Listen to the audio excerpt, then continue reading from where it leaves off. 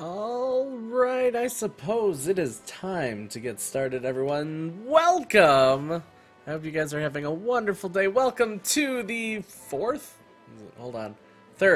episode. Sorry. Third episode of PokéTalk. I hope you guys are having a wonderful day today. So, today, we're going to be talking about tons of different things, and I have special guest Hound00med with me. Oh wait, he's eating right now. But when he comes in, I'll put him in the call. Yeah. Anyway, so we're gonna basically talk about some things and do some things, and oh, there he is. Hey, there we go. Boom! Look at that. Hey. Sorry.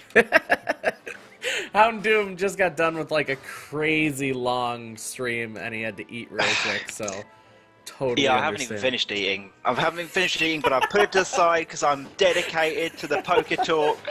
I'm here, I'm ready. I still have a burger in one hand and fries in the other, but I'm ready to go. You know it, you know it. Oh boy. So I didn't get to talk to you before the stream, so actually Hound00med has no idea what we're talking about today. So this will all be a surprise. Yeah, it's all good. Surprises are fun though. All right, so yeah. let me switch over to the screen. Are you guys ready? Are you guys ready for my epic PowerPoint presentation graphic for the first slide again? What's it gonna be this time? Is it gonna be zoom? Or fade? Or is it gonna go checkerboard? Who knows? Maybe I got really crazy. Exactly. And had it sling from the bottom. Fun. We're about to see. Here we go. Boom! Oh! I'm such a dork. Okay. Anyway. Welcome to PokéTalk. Welcome to PokéTalk with Krusty Mustard and Hound00med, our special guest for today. So, if you guys would like to check out Mr. Hound00med's channel, please do. It is !guest today in chat, and you can click that and go follow Hound00med. Or if he talks in chat, you can click on his name and click follow, because that's how Twitch works. But anyway, so, yeah, that logo, though, who made that thing? It was Aurora. Alright, so today we have a couple of different things. I have to admit, news as far as Pokemon goes was pretty slim pickings this past couple weeks. I would agree. And that sounds weird though, because the Nationals were going on. But I talked about Nationals 2 weeks ago, so I didn't want to go over them you did again. Talk about Nationals. And have people go, oh, again, really? You know. And I couldn't do a reminder because they're over now. So yeah, it's like, well, Nationals happened. I wouldn't have had time to get the results anyway. So Nationals happened, but I couldn't use it in PokéTalk in any context. So we're not going to talk about Nationals. Well, I'm glad about that because I didn't follow any of it. Yeah, me either. I did not have time, unfortunately. I had work, and then with the 4th of July, my whole schedule was messed up because, obviously, family and friends wanted to do stuff, and yeah. But anyway, PokéTalk today, we do have one reminder, and that is the Dragonite that is available at GameStop.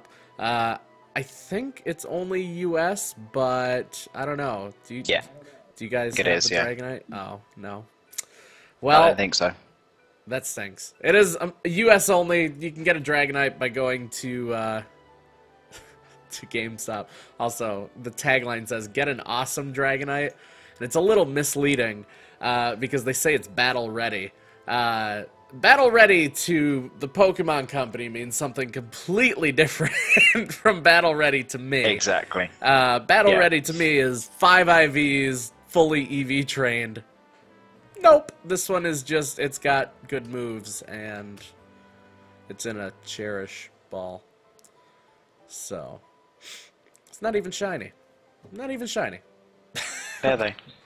Then again, I think people would probably complain more if it was shiny, because everyone hates on shiny. Maybe. But then again, like, it doesn't feel as special when it's just a Pokemon. It didn't, like, if it had 3 guaranteed IVs or something, I'd be like, all right, I'm all for that, but... Yeah. No, I would agree. not even 1 guaranteed. 0 guaranteed IVs. I've soft reset it like 5 times to see. Nope, none. It was great. Not even a guaranteed nature. Jeez, battle ready. My butt, anyway. All right. Yeah, exactly. How dare they? So that was today's reminder. Go to GameStop, get your Dragonite if you want it. If you don't, then don't. I guess I don't know. I've got one. I'm not gonna use it, but I have it. So if you want a Dragonite and a Cherish Ball, go to GameStop because they have them. So that's a thing. Okay, next. So next up, this is the big topic for today, and it's something that I kind of threw together myself. It's not like Pokemon did this thing. So last week, we talked about Pokemon's rules for competitive battling, or getting Pokemon ready for competitive battling. They did a really good job, except for talking about breeding, which they didn't at all. They didn't touch on breeding in the slightest. So, today, we're going to tell you everything you need to know about Pokemon breeding. Pretty simple. I mean, it's not super simple, but it's simple enough. And I came up with a couple steps on how to breed Pokemon and all of that, and we're basically just going to run through it and see if I forgot anything. That's why Hound00med is here. He's going to be like, actually, Krusty. Yeah. No. We'll just basically run through this, and it's an easier guide. I didn't put in mechanics like breeding for hidden natures, or not hidden natures, I'm sorry, for hidden power typing. I didn't talk about like Trick Room team breeding and stuff like that, but a lot of the mechanics are pretty much the same as what I put in here, and you'll see in just a second. But, click! So, I put down a couple of things you need to know about breeding. Breeding can influence your Pokemon way more than training your Pokemon can. EV training gives you stats, and that's about it. Breeding influences ability, nature, moves, individual values, and Pokeballs, what Pokeball they're in. That's a lot. It's a lot of stuff. And then I also mentioned that there's 2 forms of IV breeding. There's what I call long-form breeding and short-form breeding, and we'll get to that in a little bit. But let's talk about number 1. Step number 1 for breeding Pokemon. Find good parents. I cannot tell you how many times I've looked at people trying to breed, and they start off with just whatever they find in the wild. Do yourself a favor. Make this process easier on yourself. Find decent parents. If you need the hidden ability, get one with a hidden ability. If you want to pass down a Pokeball, get a female with the hidden ability. If you want to start a little better off as far as nature, synchronize it. See if you can get one with the nature you want. Also, using the Dex Nav, you can start them out with 1 to 3 IVs, depending on how much time you spend at it. So, start off with good parents. It's a huge, huge thing that people often overlook. They just go, oh, I've got one in my Pokedex, that'll work. No. Take some time, find the parent. If you want it in a specific Pokeball, get it in a specific Pokeball. If you've been to my streams, you know that I very much like to use dive balls for mine. Don't know why. I just like the dive ball. It's cool. But, yeah, just make sure that you start with a decent parent. I mean, yeah, that's step 1, I would say. Yep. Anything to add? No. Pretty much it. All right. Good to point out the Dex Nav as well. Oh yeah, yeah. DexNav helps, especially. DexNav helps with hidden ability, helps with the IVs, and actually egg moves as well. Sometimes you can get Pokemon with particular egg moves. Actually, the last time I did Build in Battle, we did a pincer, and it needed close combat and the hidden ability. We got a female with the hidden ability, and then we got a male with close combat, so it made my life a lot easier because I didn't have to level up a Heracross to level, I think, 43 or something, so it helps a lot, quite a bit, so do that. Do yourself a favor, get some good parents. Now, how you choose your parents this is a little more basic, but it talks about there's 4 different ways you can choose parents. You can either do ditto breeding, which a lot of people do. You can breed with same evolution family breeding. So if it's like you want an Elekid, you can have Electivire and Electabuzz. If you want a Charizard or a Charmander, you can have Charmeleon and Charizard. So that works.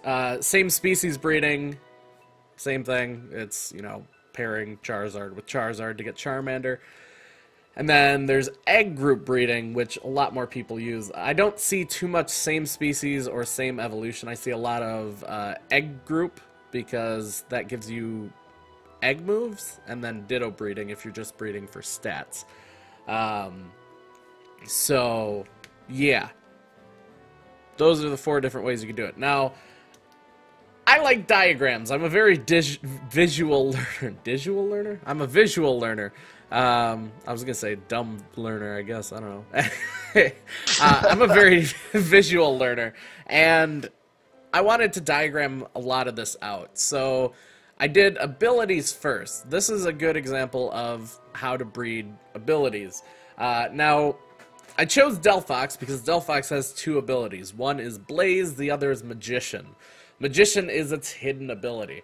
Now, this is the example of how to pass down hidden abilities through Pokemon. So, I used Delphox and Purugly just because Purugly is in the egg group with Delphox. If you breed a female Delphox with a Purugly, you have a 60 to 80% chance of getting Magician on your offspring.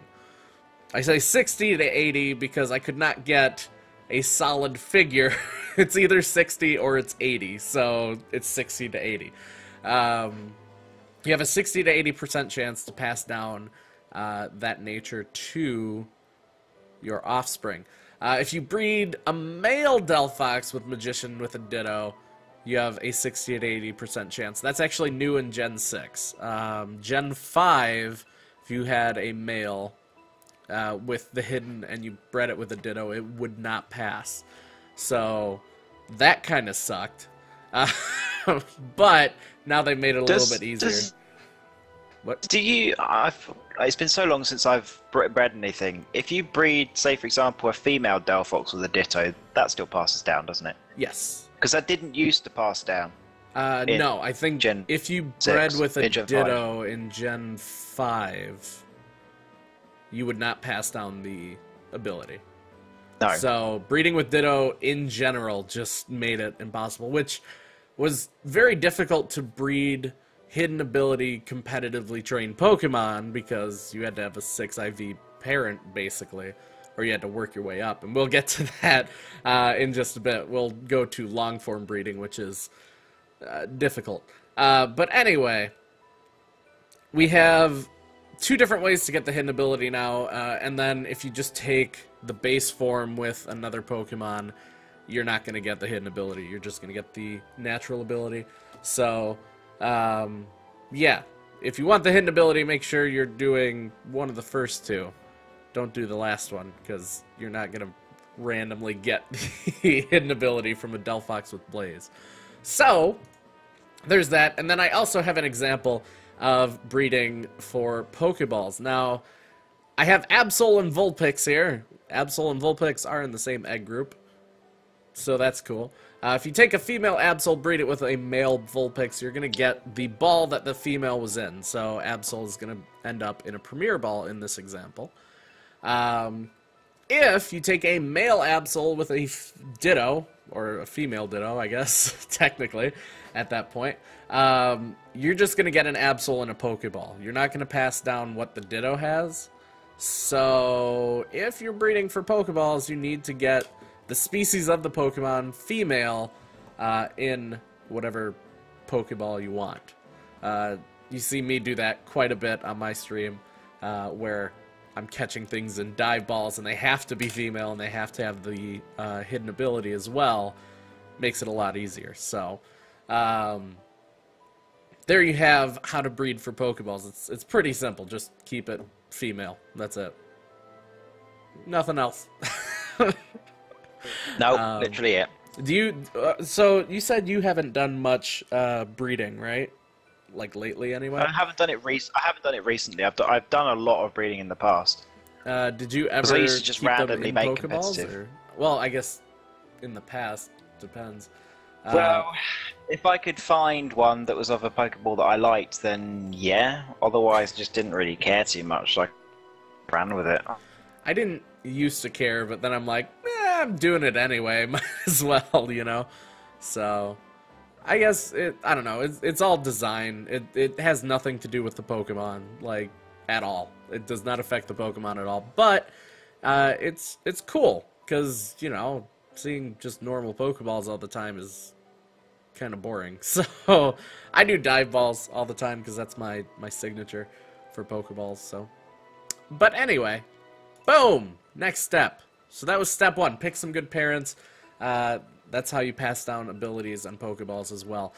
Next is to breed for nature. And if you got a parent with the nature you want, you're done. You don't have to worry about natures. However, if you did not get a parent with the nature you want, there's a couple of different ways of doing this. You can breed the female parent with another Pokemon in the egg group that has the nature. You can breed the female with a Ditto that has the nature. You see me do that. I have a whole box of nature Dittos, which really helps, by the way. I very much recommend that. And then the last way of getting it, and by far my least recommended way, is to random breed. And random breeding is not fun. Not fun at all, because you have a 1 in, I think, 25, 30 chance of getting the nature you want. Yeah. Not good. Not good. Definitely not. So, this is how you breed for natures. You take your timid Delphox that you want to be bold, and you give the one that you're breeding it with, in this case a Skitty, which is also in the egg group, which is weird, but anyway, Skitty's in a lot of weird egg groups, by the way. You can breed a Wailmer with a Skitty, which is odd, but anyway, Delphox, if you want further odd. Wait, what? If you want further odd, you can breed Diglett and Wailord together. Okay, that's kind of weird. I don't think I want to try to explain that. No. Ditto's just a weird Pokemon, but that's weird. Yeah, there's a lot of weird breeding combinations for sure, but yes, there are. So breeding for natures is pretty simple. You just find a Pokemon that pairs with it, give that Pokemon an Everstone, which is that weird thing you see next to it, and then breed them together. If you have an Everstone on a parent with the nature you want, the offspring will have it 100% of the time. A change that they made recently that I really like, because it used to be 50%, yes, and that sucked. Because 50% means that shiny that you're Masuda methoding, you have half a chance of not getting the nature you want, which kind of cripples it. Because it was very much like Synchronize, where it's 50%. It's a 50% chance. Yeah. So. Yep. Nature breeding's a lot easier. Synchronize. What was that? I'm sorry. I kind of cut you off. They need to go ahead and change Synchronize now. It would be nice. Change that to 100%. Come on. You know, I kind of agree with that, because...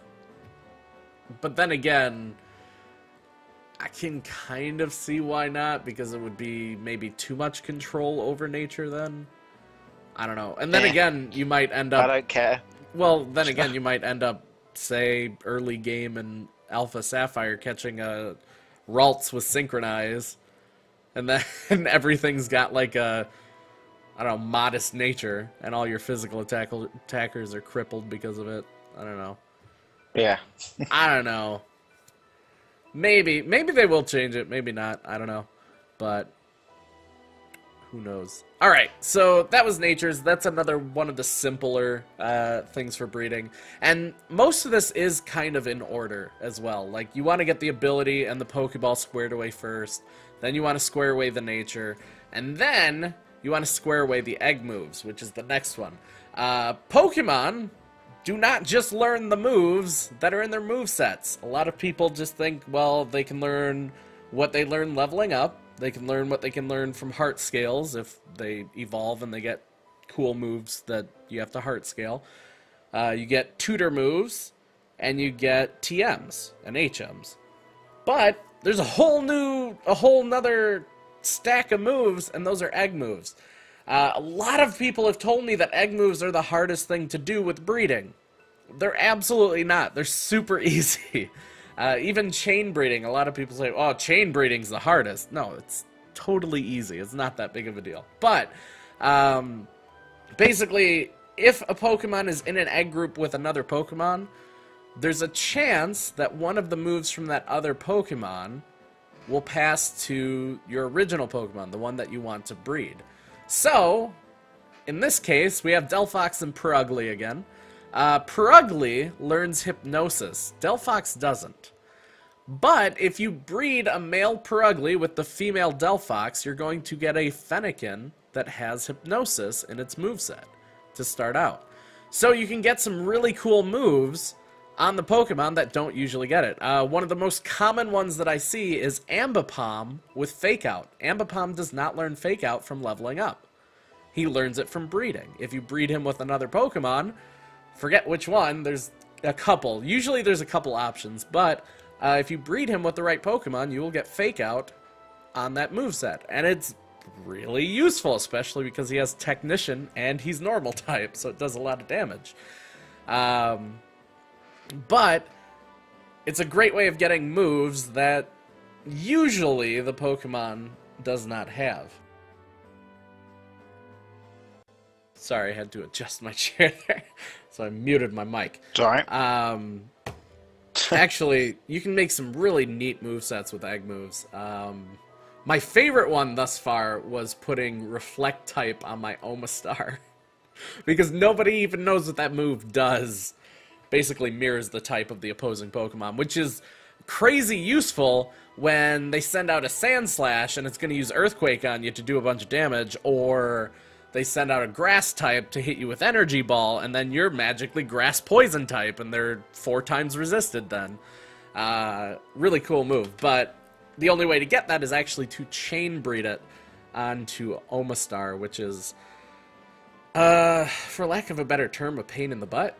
But it's worth it. It really does help. I think the stress of having to chain breed to get moves onto a Pokemon is less than that of the reward of having that move on the Pokemon. So definitely a good idea to chain breed a little bit to get the specific moveset that you want to get. So now we have abilities again, which isn't supposed to be there, so I'm going to click past that.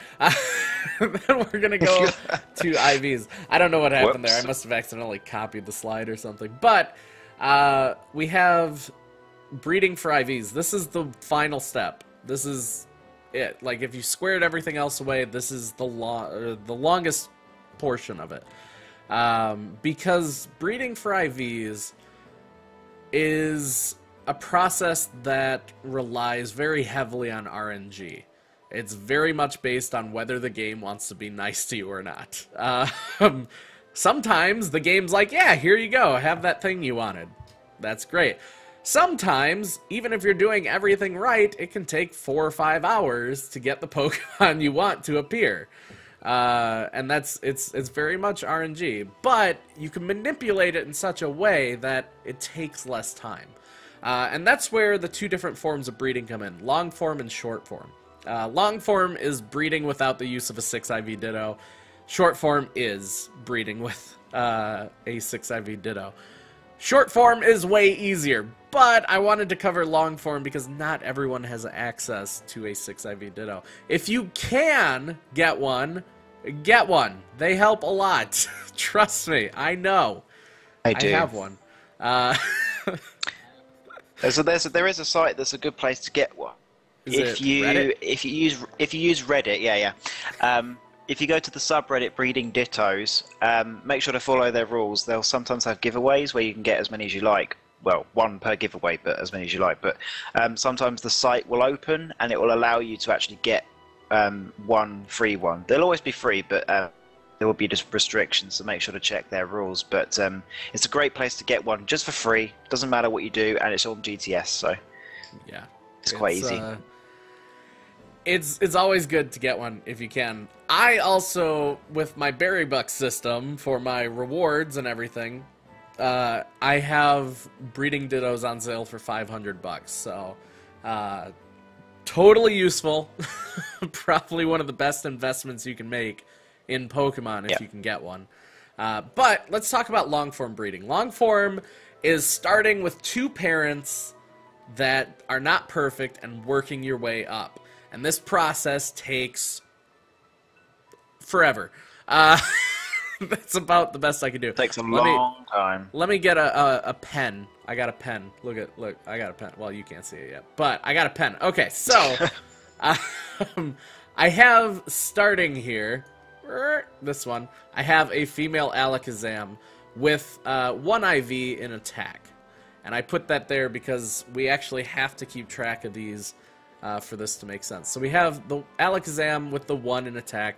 We also have Medicham. We have Medicham here with 1 IV in defense. Now, if you breed those two together, you can potentially get an Abra with 2 IVs, 1 in attack and 1 in defense. Or you can get 0 IVs and just get a garbage one. And you will. Multiple times, trust me. But if you take power items, the power bracer, the power weight, those kind of items, you will guarantee that the parent will pass down that particular IV. So I put the power bracer, I believe. I think that's what either power bracer, power wrist, or they're all power items, whatever. I think it is the bracer, yeah. I think I took the attack one and put it on Alakazam. Not that Alakazam would need an attack IV, but it does help you get towards the higher echelons. So I pass that down to both Abras, as you can see. There's attack, and there's attack. Guaranteed. And then the Medicham decided to pass down the defense one to the female one. So what you can do is you can breed the female one with 2 IVs with the Abra one with 1 IV. And it doesn't guarantee that you're going to get an attack IV yet. You can still use the power bracer. I decided not to carry it over, but you have a much higher chance of getting that attack over to the next one. What I probably would do is I would put on the female one. My pen's not working. Dang it. Cuts off.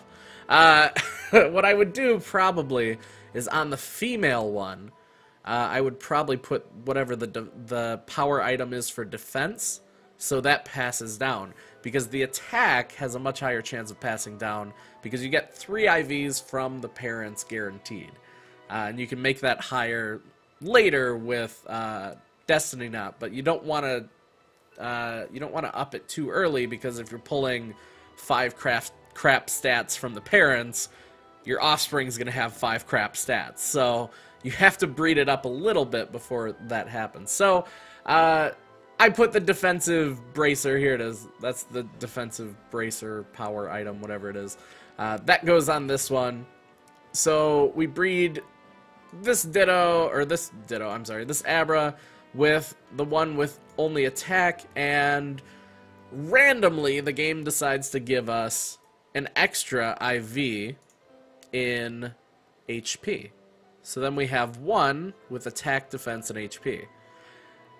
And what you can do is, if that one's male, this one actually happened to be female, if that one's male, you can breed it with the original female, and then you have a higher chance of getting attack and defense, and then you have a chance of getting HP, and you try to randomly get the 4th IV to appear. So you can see where this is a problem. It's very slow in this process until you get to 4. Once you get to 4, you can start using the Destiny Knot, because you want to start pulling more from the parents than from the just random chance. So you get to a point eventually where it's 4 IV and it gets a lot easier, but in the early IV stages, this takes a long time because it looks really simple here. It's like, oh yeah, you just breed this with this, this with this, this with this. But this one, random. There you go. And this one is random. So you have a chance. Also, you can't even read that. I don't know why I wrote that there. But the two here. That is great. That is some great mouse like work. These two end up being random right here. So you have to rely on random chance to get the perfect IV. And that takes a long time. Even with perfect stats, a lot of people know how long it takes to get a perfect 6 IV Pokemon, because that random stat is completely random. It could be 0, it could be 31, and you want it to be 31, but it's gonna be hard. So yeah, I would not recommend this if you can avoid it. If you can avoid long form breeding, don't do it, because there's another form called short form breeding. Oh wait, nope, I have problems with long form. After the first step, basically perfect IVs are random chance. Then Destiny Knot early on hinders your progress, and then it takes a great deal of time. If you're one of those people who does not breed with a Ditto, 6 IV Ditto, 1, more power to you. 2, I respect the amount of time it takes to do that. I have only long form bred 1 Pokemon since I got a 6 IV Ditto, and I believe it took me a week, give or take, of about 8 hours of playtime. So never again. Never again.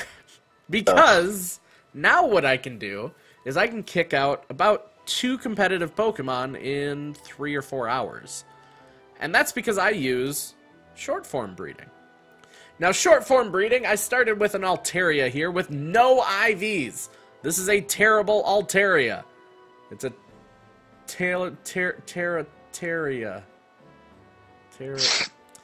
Shut up, it's a pun, alright? I tried a pun.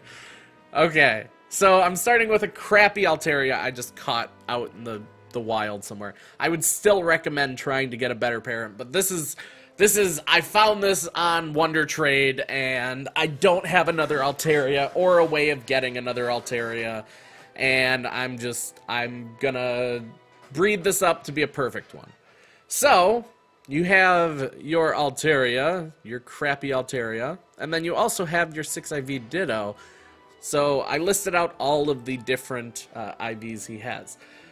So what you do is you get an offspring that has more IVs than the original crappy parent did. So Altaria had 0. Swablu here has 3. So we take out the Altaria, put in the Swablu, leave the Ditto alone. Now you have a higher chance of HP, attack, and speed. And you also have a chance of getting any more of these IVs that the Ditto has. And because you have a Destiny Knot, the Destiny Knot pulls 5 from the I'm sorry, I was reading chat. I'm sorry, I lost my train of thought because someone just asked Hound00med to say Ditto. Hound00med, would you please go ahead? Yes, Ditto. I don't see how that cleared anything up. It clearly cleared things up. Why well, not? Now it's not confusing anymore. No, absolutely. So none of you can complain anymore now. Well, we fix it. Just Hound00med says ditto and everything's fixed. There you go. Done. Totally threw off my train of thought. Thank you, Grim. Anyway.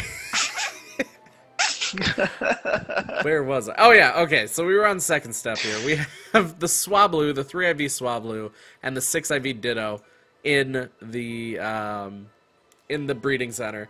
They will have an offspring eventually that will have 4 IVs, and this one has HP attack, HP attack, defense, and speed. But you can go even further. You can take that 4 IV one, put that in the breeding center with the Ditto, and you have 4 and 6. You're pulling 5 from the parents, so 4 of them are potentially going to be perfect. They have a higher chance to anyway. And then 1 of them, hopefully, you get pulled from the Ditto.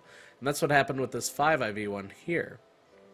Now, once you get a 5 IV one, you can either be done, which sometimes you are, but this Swablu here is HP attack, defense, special attack, and speed. It's missing special defense. Usually, I say usually because I'm not 100% sure with Altaria because it's a little out of my tier, but you want to have a special attacking one for the most part. Some of them utilize Dragon Dance and attack, but you probably don't want attack, and you probably want plus special defense. SPD. There we go. Now, shut up. Shut up, don't make fun of my crappy handwriting. So, you want to breed the Swablu with the Ditto again. And what they will put out is either, because 5 are coming from the parents, and you only have 1 imperfect on both parents. So, one of them is random, no matter what. Ugh, random. I need to get one of those writing things. It's really hard to draw with a mouse. Shut up. And then 5 is going to come from the parents. I'm looking at the chat. I'm looking at the chat. Are they making fun of my handwriting? Writing's on point. Is that a cross? It's a plus. Shut up. I'm trying. I don't have a writing pad. Okay. So, anyway. You get 1 random stat and 5 from the parents with the Destiny Knot. So, we have 5 with the Swablu and 6 with the Ditto, meaning that the most terrible stat you can pull is the minus special defense from the Swablu. So, you're guaranteed from this point to have 4 IVs in the offspring. Why did I do that? So you're guaranteed 4 IVs, and 4 IVs is pretty awesome. But you want to potentially get that 6th one. You could randomly get 5 from both parents that are perfect, and then get the 6th one, which some people utilize. With special attackers, not so much, because foul play is a thing. But it's a lot easier. I can do all of this in, like I said, an hour to 2, give or take. Trying to do that with long-form breeding takes a lot longer because you have to basically get both parents up to 5 IV instead of just 1 in this way. So, this is pretty useful. I very much recommend this style of breeding over long-form. So, yeah. This is quite a bit easier. One thing I would point out, that when you're doing IV breeding, it's not a good idea, because most people, whenever they wander into a stream, or they wander into somewhere that's giving away Pokemon, they'll say, can I have a 6 IV, I don't know, Florges, for example, whatever.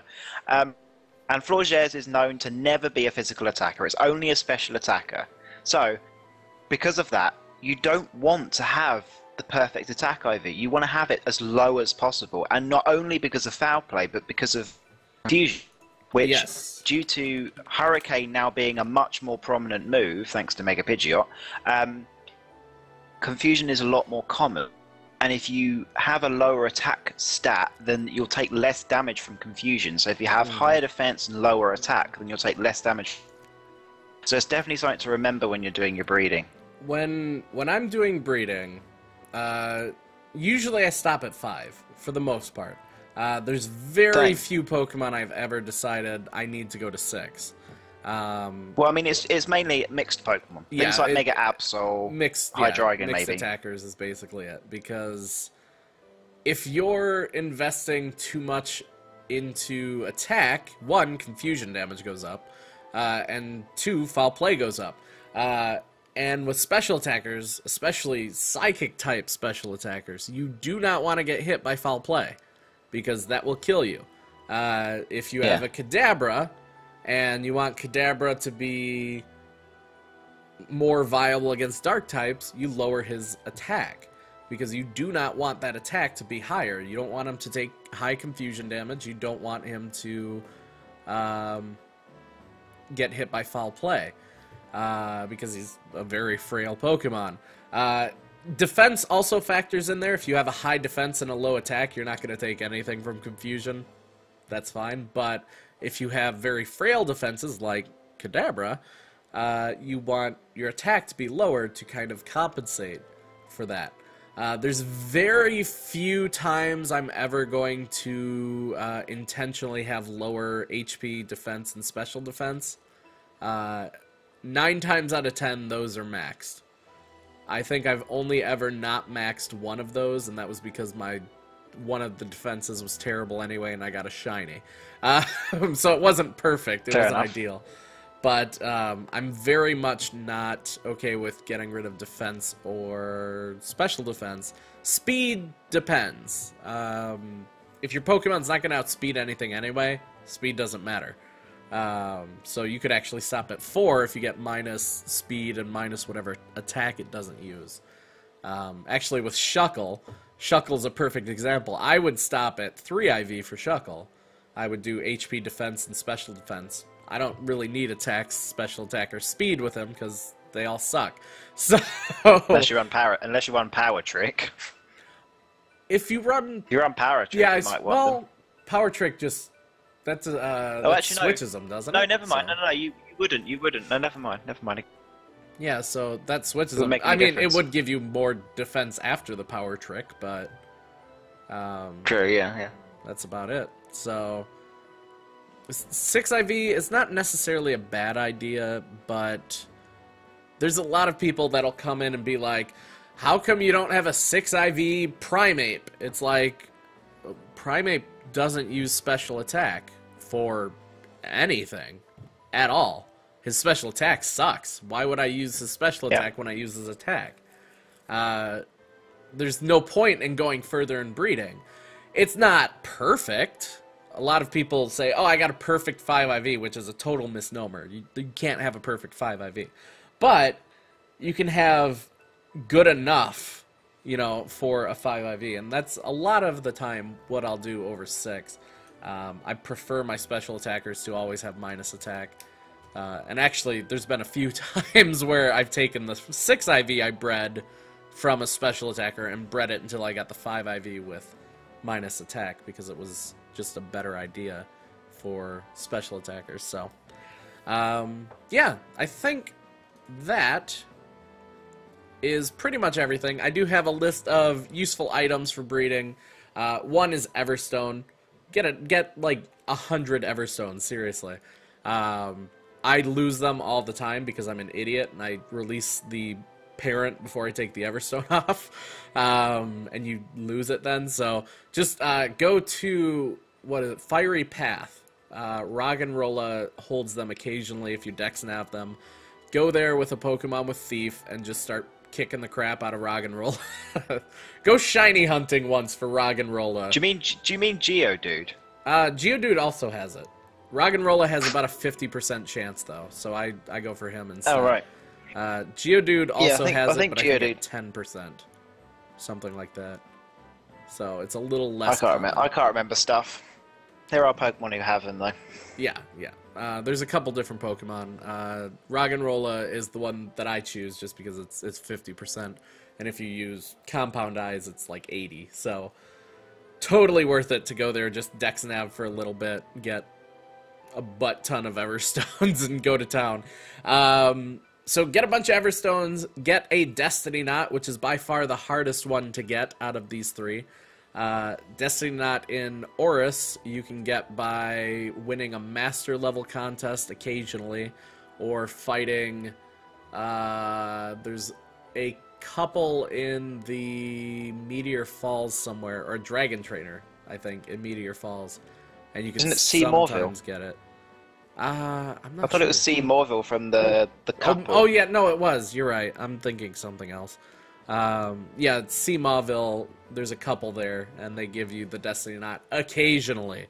A lot of people will just go there, save before they battle, keep battling, and resetting until they get it. Or you can use Pickup, but Pickup is not the best way to get it. It has a 1% chance at level 81, I believe. So, at level 81 plus. You can also get... You can also get 2 free ones in X and Y. There's a... If you have X and Y and you have 2 3DSs, or you have a friend who can then pass them over to you, you can get one in Ambret Town, in the hotel on the upper floor. You'll get it from the maid who's standing by the stairs. And then you can also get one from a trainer who is in the Lumio City alleyways. I can't remember exactly which one it is, but there is a girl hanging around who does have a Destiny Knot, which she will give you after battling her. So yeah, it might actually be worth it more to get it in that game and then come back and trade it to Oris, because there's no way in-game, like just through the playthrough, to get it. It's not laying around anywhere. You have to either complete the Master contest, you either have to talk to the couple in the C. Mauville and randomly have them give it to you, or pick it up, and that's it.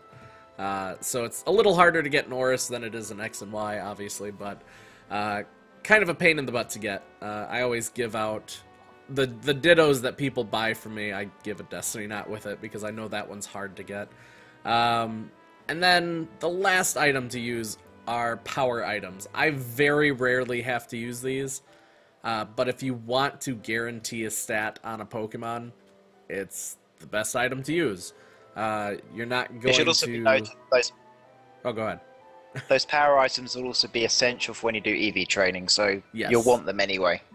I have a stack of 6 of all of them, except the speed ones. I only have 3 because I hate grinding BP. But... you know, it's totally worth it to have. You're going to need them anyway, so get them just in case. I think they're 16 BP each, something like that. I think so. So, yeah. That may have been the... Kind of expensive. They're only 8 now. Oh, really? Only 8? They might only be 8 now. I'm trying to remember, because I know that they were 16 last generation. I don't know. I'll have to check that out, because I know that they are... kind of expensive. I mean, they add up, basically, is what happens, because they are 8 or 16 each. So do the singles competition in the Battle Mason. Just beat the whole thing, then buy a bunch of power items. There you go. So yeah, that is breeding for the most part, except I did not mention one thing, and that was that you can also breed for shinies. Now, I chose to leave this till the end because shiny breeding is... It's more of a, hey, I have time and I can breed for shinies. It takes forever. Well, depends. Sometimes you get them right away. Sometimes you don't. I got a shiny Houndour and 2 eggs, but it took 537 to get a shiny Caterpie. And I was intentionally breeding for that, so... breeding for shinies is a pain in the butt. It has the default chance unless you use something known as the Masuda method. And, I Houndoom, we haven't heard much from you because I've been blabbing on here. You know what the Masuda method is, right? Yeah.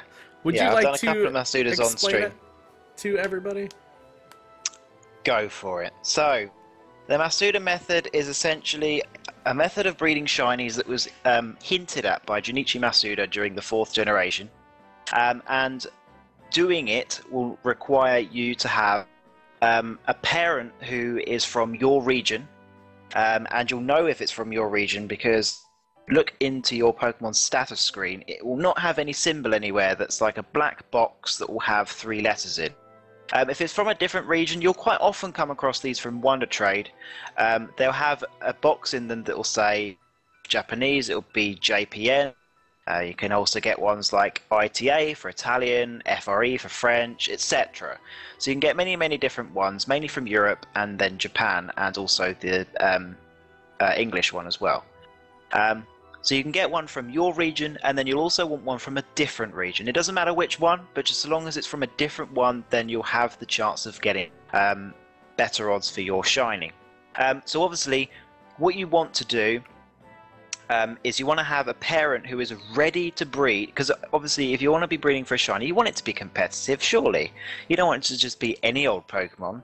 So your foreign parent needs to be tip-top shape. So the best way to do this is you can do wonder trading, because quite often people will toss out their Breedjects like it's nothing, and if they're from a different country, you may end up having them as quite high IVs. You might get lucky, you might get some good parents like that. Alternatively, if you were to use our recommendation earlier on for getting a 6 IV Ditto on the Breeding Dittos subreddit, they will give you a Japanese one, which you can then use to participate in the Masuda method, which will have your choice of an nature, plus also 6 IVs, plus also the Japanese symbol. So you can breed a Pokemon from your region with that Ditto, and it will have the increased chance of getting a shiny.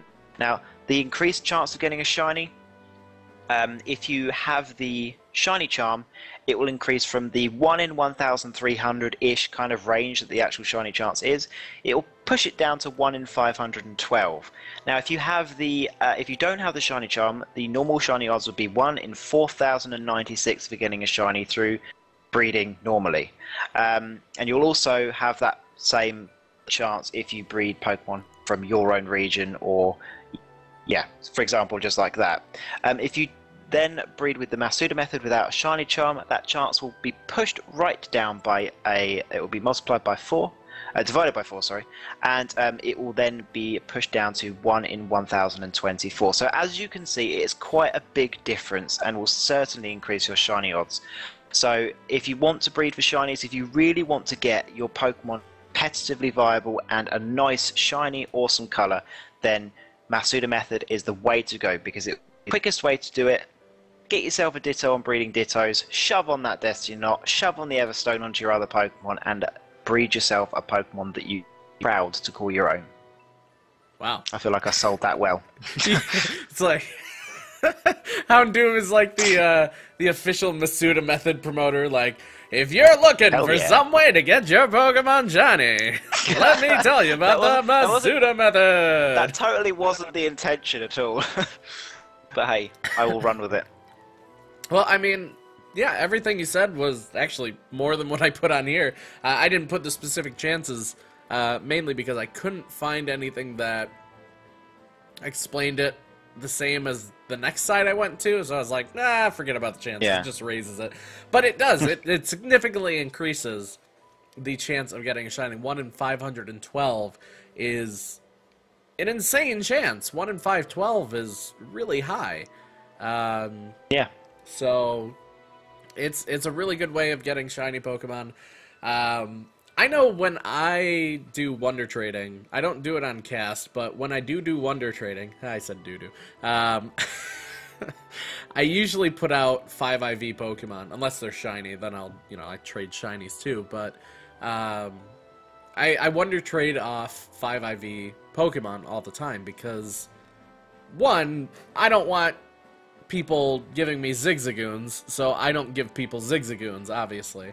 And two, because I know other people from other countries might take that and say, hey, 5 IV is a good place to start, I can breed this to make just a regular competitive, or I can Masuda method this to get shinies. So it's pretty useful for helping people out as well. So do me a favor, everybody listening. If you're going to Wonder Trade things, try to stick with the whole 5 IVs at least thing, and don't trade crappy Pokemon. Don't go catch 12 Zigzagoons and send those out, because that's rude. But yes, Masuda method is the last real thing of shinies, or for breeding, I believe. I think that is actually it. Oh wait, no, I got an example here. Look at this. So if you take basically exactly what Hound00med said. If you take, like, if you live in the US like I do, you take a US Electrode and breed it with a Japanese Ditto, you have an increased chance of getting a nice little shiny Voltorb, who has a really cool shiny sprite, by the way. He looks kind of like a Great Ball. I'd call him Great Ball. So, no, I couldn't, because I'd evolve it to an Electrode. I don't know. Anyway, still a cool thing to do. So, I also have other tips here. When you're hatching your eggs, do yourself a favor. Get a Pokemon with Flame Body or Magma Armor as the lead. Because if you have one Pokemon in your party, you want it to be something with those two abilities. Because it cuts the number of steps you have to take in half. Let me tell you, when you're hatching 537 eggs for the Masuda method, cutting those number of steps in half keeps you sane. So absolutely, especially with Pokemon that are very popular to IV breed, such as Dratini, Bagon, things like something like Fiona as well. Like, they have 10,000 steps to hatch an egg. Cutting that down to 5,000 helps a lot. Exactly. Yeah, do yourself a favor. Get I use Magcargo for mine. Talonflame's also another very common one. So do yourself a favor. Get one of those Pokemon. Don't try to breed Pokemon and hatch eggs without one, because you're going to go insane very fast. Unless you're hatching a Flame Body Pokemon, in which case hatching the first one would help, but keep one of them in your party. So do me a favor with that and do that. Also, having Dittos with every nature helps to speed up nature breeding. I have a box that is in order all the different natures for Ditto, or all the different natures for Pokemon on Dittos. I do that just because, well, one, the Ditto Island opened up, and I got lucky one day, and I just went there, caught a crap ton of Dittos, and had them all. And two, because it significantly cuts down on the time you need to get the natures, because what I used to have to do before that was go out, either find a parent with the nature, or find a Pokemon that bred with the female parent that had the right nature, and a lot of times I didn't have it, so I'd have to go out and start trying to synchronize, or if I didn't have a synchronize of the ability, just randomly catch them until I got one. That takes time. Or I had to random breed, and let me tell you, random breeding sucks. So do yourself a favor. If the Ditto Island opens up, catch like 40 or 50 Dittos, go back to your Poké Center, sort them out, and find which ones have the right natures. You don't need the middle natures either. You don't need the ones that are neutral, because that's just minus and plus the same stat, so nobody uses those. So do yourself a favor, get some Dittos. They're awesome. And then also make sure when you're breeding the higher numbers of IVs, so once you're into 4, 5, and 6, make sure one of the parents is wearing a Destiny Knot, because otherwise you're going to limit the offspring to the 3 from the parents, and that's going to slow you down significantly. So the Ditto, the 6 IV Ditto I use, the Destiny Knot never comes off. It's always on that thing. But if I was doing long form breeding, make sure you put the Destiny Knot on once you get 4 IVs. Otherwise, you're definitely going to have some issues getting those stats higher. So, I don't know. I think that's about it as far as that goes. Did you have any other tips you'd like to call out there, Hound00med? Yeah, there's just a couple of extra things going back to the hatching eggs quicker thing.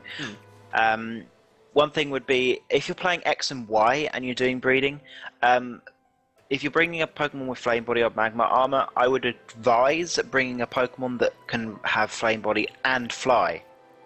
So something like Fletchinder or Talonflame or Volcarona, which would be a very good choice, for the reason being that you can then fly from Route 7 over to somewhere like Lumiose, where you can just hold a button down and it will just run for you, whereas on Route 7 you have to keep running back and forth, back and forth. So it's much easier to just fly into Lumiose and just run, and it's just done. One other tip I would mention is, it's not necessary to use these, but you can use O-Powers.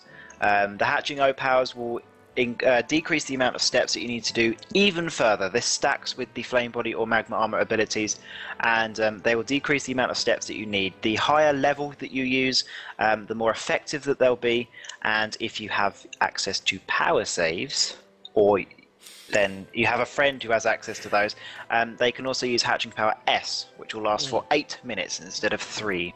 I forgot Hatching Power But S. yeah, they're very good things to use. It's very true. Yeah. I mean, not that I'm advocating use of power save. Well, no. But No. it's kind of crappy that it's Japanese only. So, I mean, Yeah. if you're able to somehow magically obtain Hatching Power S, definitely helps out. Yeah. I totally forgot to mention O-Powers. Yes, that's a huge help as well. I use Hatching Power 3 pretty much all the time as well. Very useful. I don't use S because I have 2 legit carts and 1 that is my magic cart. My magic cart is the one that I trade off all my Pokemon for, but the one that I use Omega Ruby and Alpha Sapphire. Those are my 2 legit to quit carts, so I'm not going to put that on. But Hatching Power S is 5 minutes longer than Hatching Power 3, so it is quite a bit more useful than Hatching Power 3. But yes, O-Powers definitely help. Also, if you're an Oris, I would recommend getting to the Battle Resort before you start to breed, because the Battle Resort, one, has the judge, the guy who tells you what IVs are perfect. He's in the Poke Center on the right-hand side, up towards the map thing. It also has a breeding center, and if you hold left until you stop, and then hold up, you will just go in a constant circle, which is really nice, because you don't have to sit there and change direction all the time, like Hound00med mentioned in X and Y. So, definitely would recommend getting to the Battle Resort in Oris before attempting to start breeding for anything, because it's just easier on you is all. And plus the tutors are there too, move tutors, so if you need moves, then there you go, they're right next to you. So yep, I think that's pretty much everything there is to do with breeding. Yep. I mean, as far as like the more simple context to... Oh wait, no, I did. What? I forgot there were 2 slides for tips. And actually, it does mention exactly what you said. It mentions O-Powers. It mentions the Battle Resort, which I just brought up. And then it mentions the Judge. Do yourself a favor. Mark the Pokemon. Don't not mark them. Because, 1, if you're going to Wonder Trade them, I have no idea what you just gave me. And 2, it's easier for you, too. You may notice, if you pull up your Pokemon, it says marking in the box. Or if you open up your Pokemon stats, you can see, like, oh, this has, like, 3 or 4 weird, or 6. It has 6 weird little symbols there. those symbols all are supposed to mean something. If you go in order across, they go HP, attack, defense, special attack, special defense, speed. So if you highlight them, that tells you which ones the perfect ones are. So do yourself a favor, do me a favor, and make sure that you are marking your Pokemon, because otherwise I have no idea what you just gave me. I assume that it's a 1 IV or 0 IV Pokemon and I throw it away. So make sure you do that, because it's nicer to other people, it's nice to yourself as well. So yeah. Alright. So that's breeding in a nutshell. That was that's a pretty good thing to know. So I'm glad we were able to cover that, because I get a lot of questions about breeding. So hopefully that has been helpful to you guys. So all right. Any other thoughts on breeding before we move on? No, I think that's good. That's it. All right. Well, then our next topic is actually more of an opinion thing. What? Opinions on PokéTalk? I never. Yes, we're going to be doing our opinions on Mega Pokemon. Why? Because, I don't know, I want to talk about Mega Pokemon. So Why not? A lot of people, if you've been to my stream before, you guys know my thoughts on Mega Pokemon, but I would like to get an outside opinion. So I want to know, Hound00med, how do you feel about the addition of Mega Pokemon in this latest generation?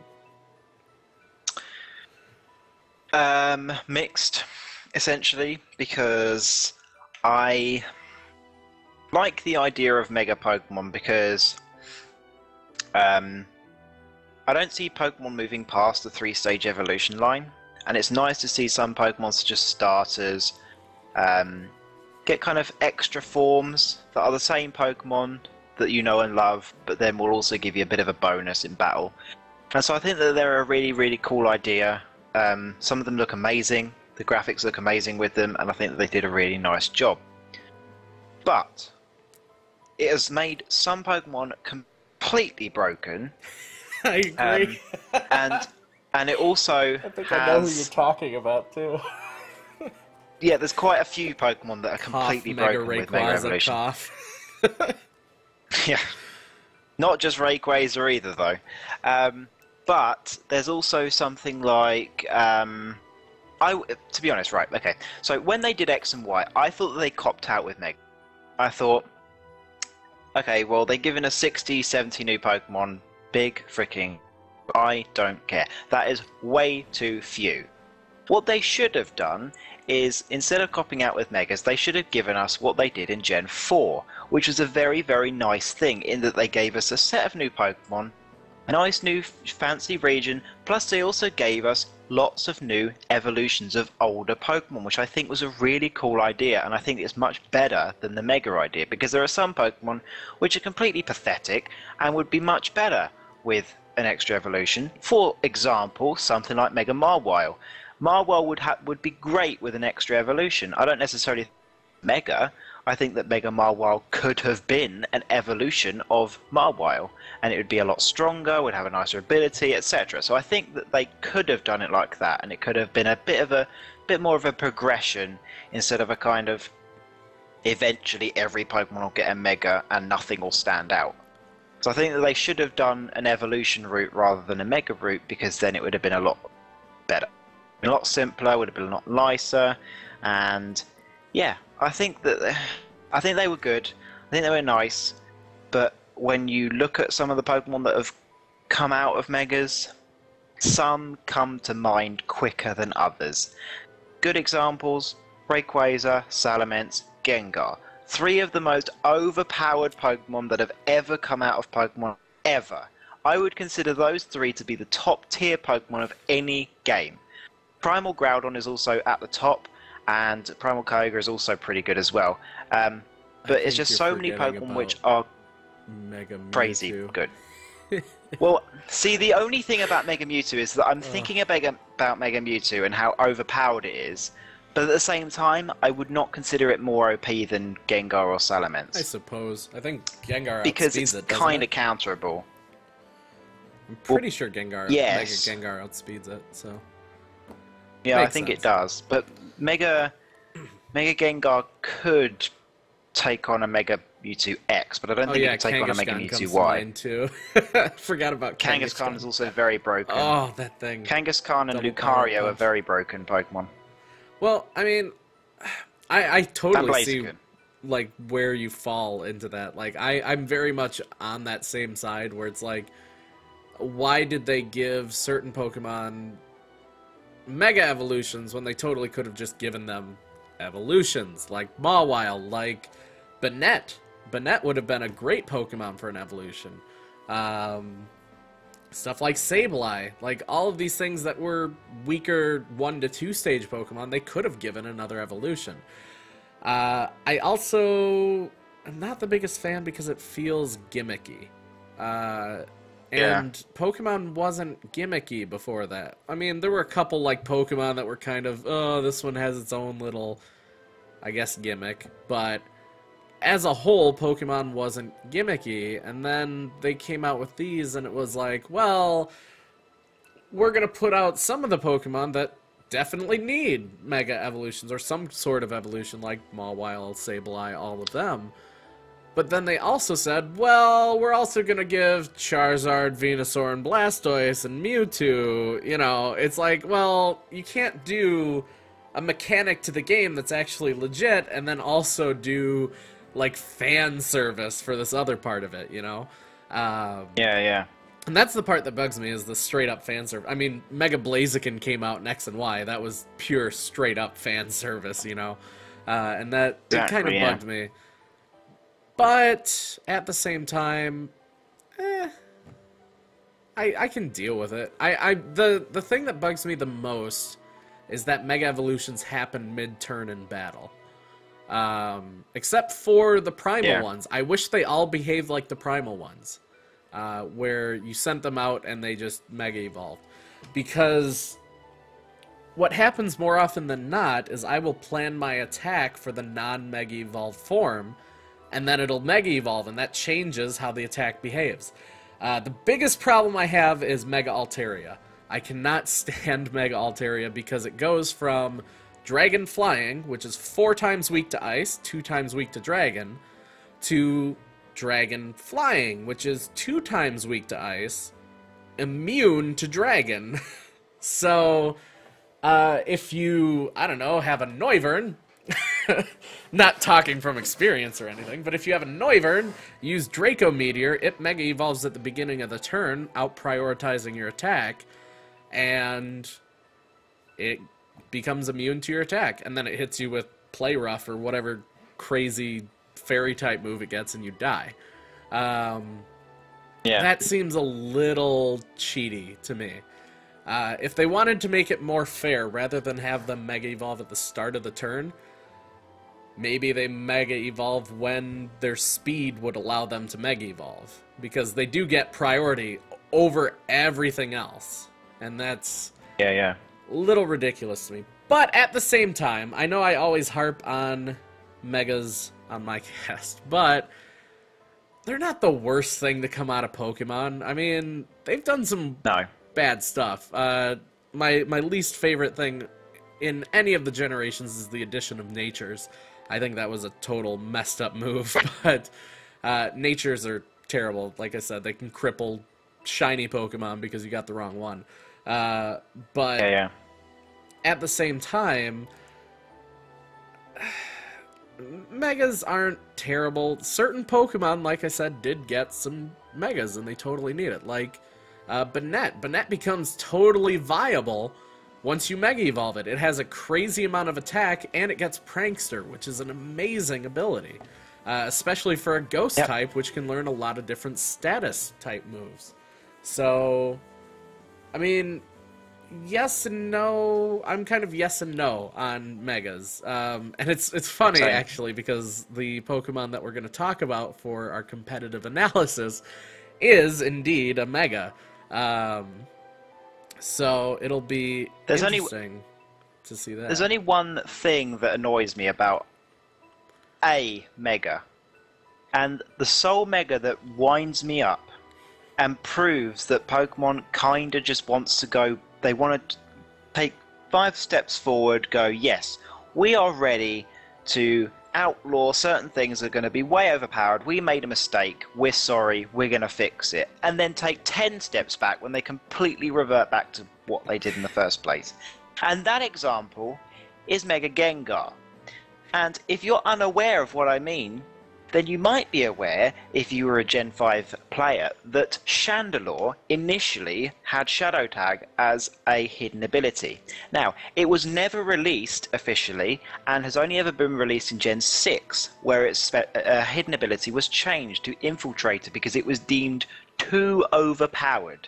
Now, Mega Gengar now steps into the limelight with a pathetically high special attack stat and speed stat, and it can pretty much batter anything that it comes into, and it won't even be able to switch out unless it has Volt Switch or U-turn. Oh, Mega Gengar Karting Shot. Shadow Tag. So, yeah, that annoys me massively, because it's like, we're going to take 5 steps forwards and go, yeah, we made a mistake with giving Chandelure Shadow Tag because it's way too OP. We gave something like Gothitelle it, and it's pretty overpowered, but it's not too far. I mean, Wobbuffet was pretty overpowered for 2 or 3 generations until it got nerfed with Encore, but it was still something that's not necessarily uncounterable. And then Mega Gengar steps in after they decided to get rid of Chandelure's Shadow Tag, and then just go, screw all of you, I'm going to have Shadow Tag, and I'm going to beat all of you. And I think that what annoys me even more is the fact that it's a Gen 1 Pokemon. They wouldn't have given that to something like Bayonet. Oh, probably not, no. Because it has to be a fan favourite. It has to be something that everyone thinks is cool for them to then give it an overpowered ability to. So something like, for example, all of the Pokemon that are completely overpowered with Megas are fan favourites, with the only exception of Kangaskhan. All of them are completely fan favourites. As you mentioned, Blaziken, completely unneeded Mega in the first place. Lucario, Rayquaza, Mewtwo, Venusaur, all fan favourites. But don't even get me started on freaking Blaziken. Why is it necessary? Something about Blaziken getting speed boost in the first place was crazy, but then the Mega getting speed boost. Yeah. No. It's pointless. It's literally, slightly higher attack and slightly higher speed. Woohoo. Big deal. But speed boost. I already had that. I already had that in speed boost before, so I don't even care. It's stupid. Literally stupid. Like Mega Blaziken. No, I don't. I really don't. I don't know. There are a lot of really overpowered ones. I just wish they would have spent more time giving Megas to the ones that needed it. Stuff like Ampharos, one of the little Pokemon on the top here. Ampharos definitely needed a Mega. It was not that good. I mean, it was okay, but the Mega made it viable. Stuff like Absol. Absol was slow and crappy, but its Mega's decent. Not the best, but decent, you know? Like, that's what you want to see. I think Oras did a good job of that.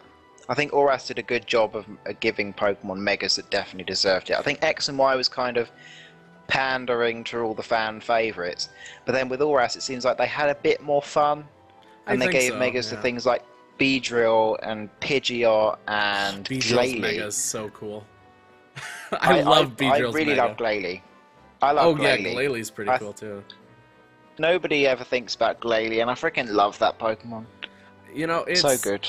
There's a lot of Pokemon that they did have a lot of fun in Oris. The only one that I kind of had questionable was like Mega Slowbro, because it looks like a burrito. But aside from that, I mean, stat-wise, it's cool. I wish it would have kept Regenerator when it Mega Evolved, but oh well. What are you gonna do? Maybe it does. Maybe it does, and I'm thinking something else.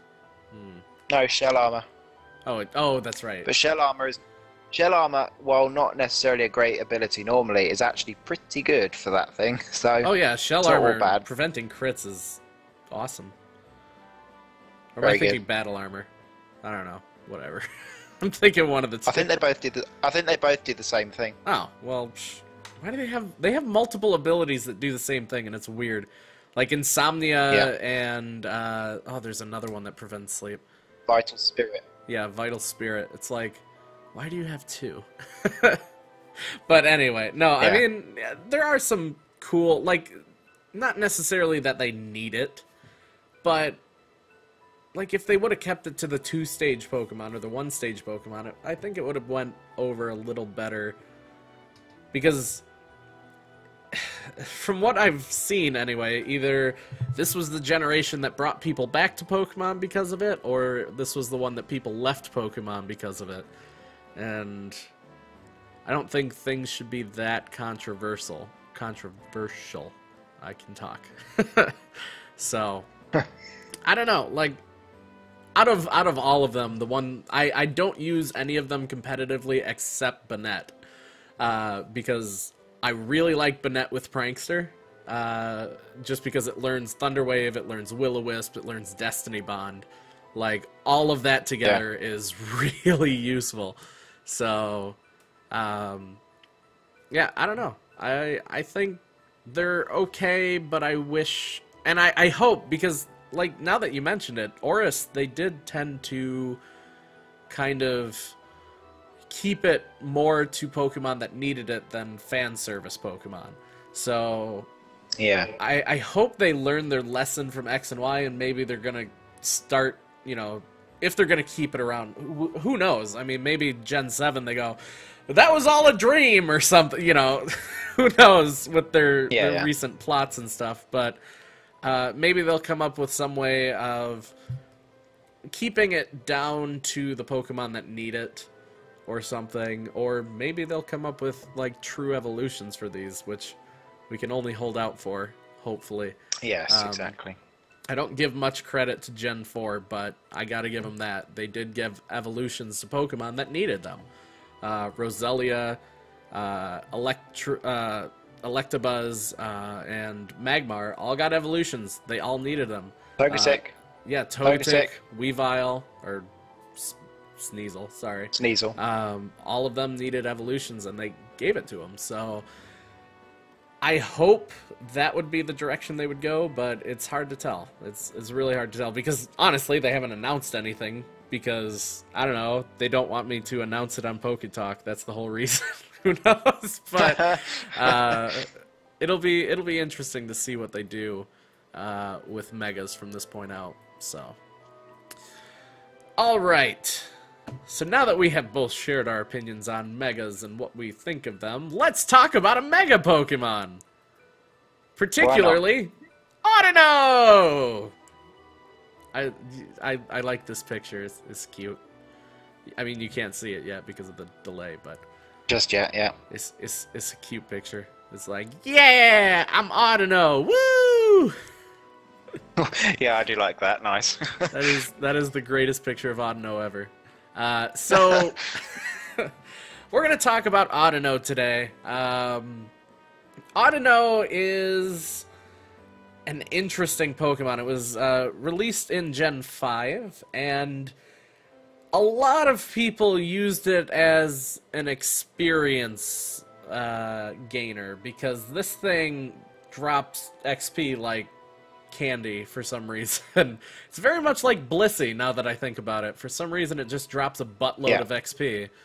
And you could find them in shaking grass patches in Gen 5, so it made them very common and very easy to find.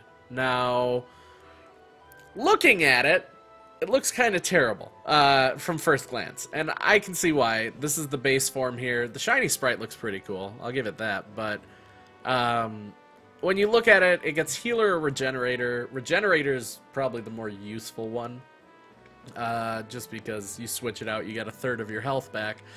I forget what Healer does. I think that increases the amount you heal other Pokemon near you, or like in double battles. It essentially acts as a heal bell in double battles. Oh, okay. Heals their statuses, I think. Okay. Then, yeah, for my purposes, I only do singles. Regenerator would be the choice. Chance. 30% chance it will do that. Acts as a heal bell for allies. That's actually not that bad, but it's Nope. also a pure normal type, even in Gen 6, which is weird. A lot of these fairy type looking Pokemon changed over to fairy type in Gen 6, but this one stayed normal. Its hidden ability is Klutz, which is useless unless you are someone like me who likes flinging toxic orbs on people. But I wouldn't use Klutz, especially on this guy, because once you look at his stats, you'll see why. Attack, special attack are both 60. Speed is 50 base, so pretty low stats there, but it's got a lot of HP, 103 base, and a lot of defense, 86 defense in both defenses base, so not bad, not the best, but it can definitely take an attack or two, so it's not the worst Pokemon in the world. It also has a moveset that is very heal-oriented. It doesn't learn many attacks, and it's very much like Refresh, Heal Bell, Heal Pulse, stuff like that. Oh, it doesn't learn Heal Bell from leveling up. Never mind. But it does get a lot of healing type moves. Gets some of the statusy type moves that you would expect it to get. Stuff like Attract, stuff like Entrainment, stuff like Simple Beam, which is an amazing move that nobody uses, by the way.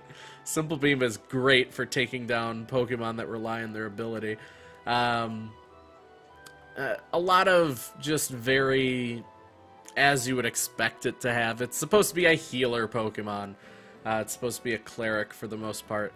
But it actually doesn't get, like, Recover or Soft Boiled or anything like that. It gets Wish, but Wish is kind of... It's not the best for healing, because you have to kind of rely on the fact that you're going to get Wish up, and then you're also going to get Protect, and you're not burned or poisoned or anything, you know, that you're going to be able to survive till the Wish takes effect. So it doesn't have really reliable healing, which is weird, because it's a healer Pokemon. You would expect it to have Recover or Moonlight or something like that, but it actually does not get any of those, which makes it a little less viable. But I don't know, have you used just the base Autono form before, or I've used it in Gen 5. I used it in Gen 5 NU, and it was pretty good.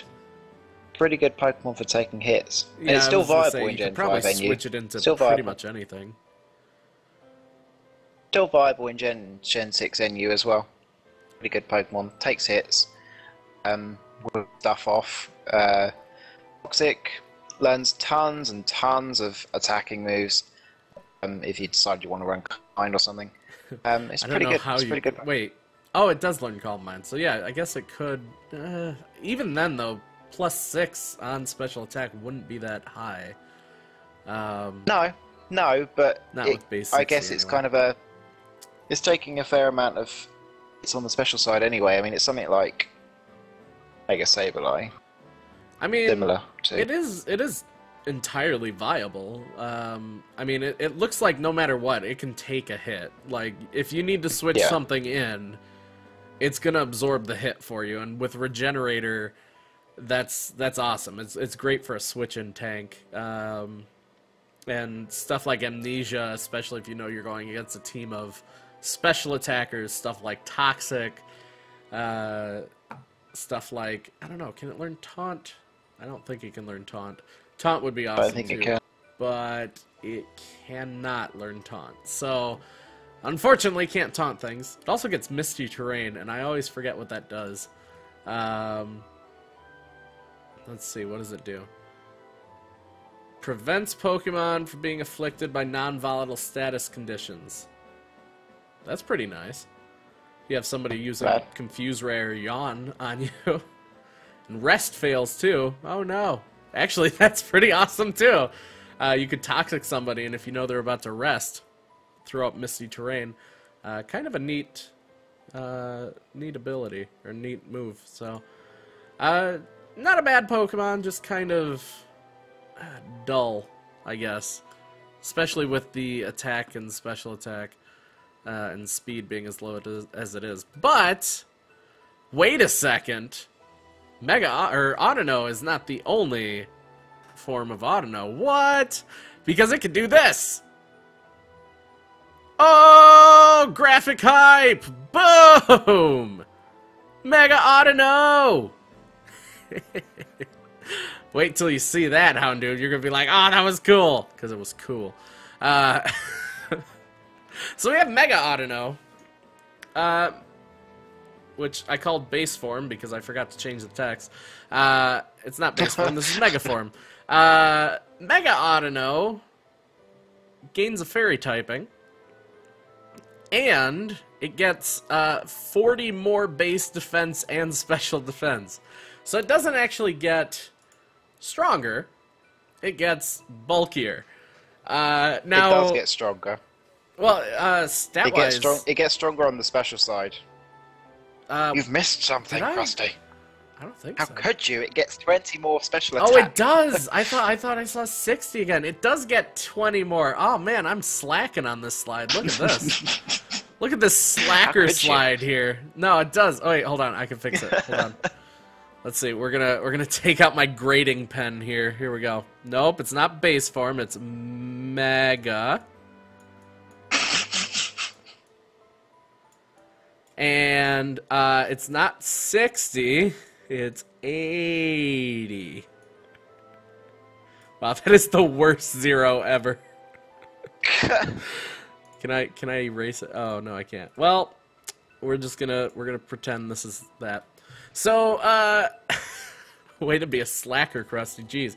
So it does gain a little bit of special attack, which is nice. 80 pushes it into the viable range for just attacking, I guess. Plus Calm Mind. That'll make this thing pretty awesome. Absolutely. So 103 base HP is 210 at level 50 with full investment. 210 HP is a lot of HP. That's just a lot of HP, basically. That's a lot of abuse this thing can take just straight on HP. Most of the Pokemon that I end up running in the really low tiers of NU will have a lot of HP but very low defenses, but they're still able to tank hits because of just the sheer amount of HP that they have. This thing, though, gets a crap ton of HP and defense and special defense. So, what you could do with it, which I'm kind of thinking I might build one of these now, is with its just straight up defense, you can max that out. Special defense, you can use Calm Mind to compensate for that.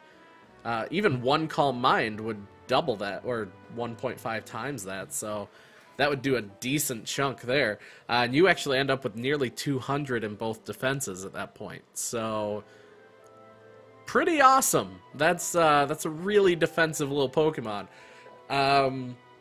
But the fairy typing does bring some new problems. Before, it wasn't weak to steel and it wasn't weak to poison. Now it is.